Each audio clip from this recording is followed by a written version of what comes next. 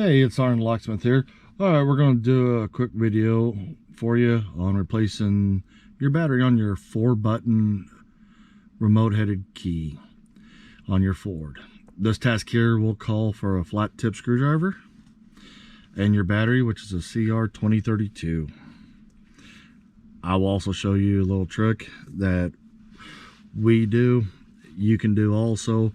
If you don't have a flat tip screwdriver, get you a quarter. You know, with it being a Ford, gotta have that in case you need to call somebody. If you do have your key ring on here, you will want to take it off for this.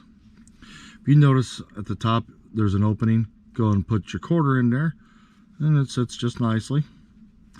And go ahead and rotate your quarter, and you notice it just popped open. That's what you want it to do. Go and take your fingers, spread the two halves apart. If it doesn't want to, as you can tell, this one's here is giving me some resistance. Take that quarter and just run it up a little and twist it again, and the two halves come open. Now that you have it open, you see your batteries right here. If you have a fingernail, you can just lift it out like so. This is a new remote that we are using, so we're going to replace the battery. We're not going to replace this battery, but you will need to slide the battery in towards this area first to get it to go in. So with that, we'll put it down, push down and inward, now down, and it latches.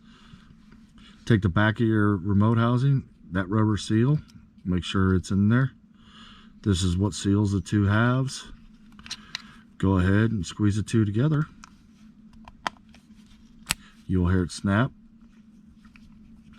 You will have that gap along here, which is normal, but you have just changed your battery on your Ford using a quarter.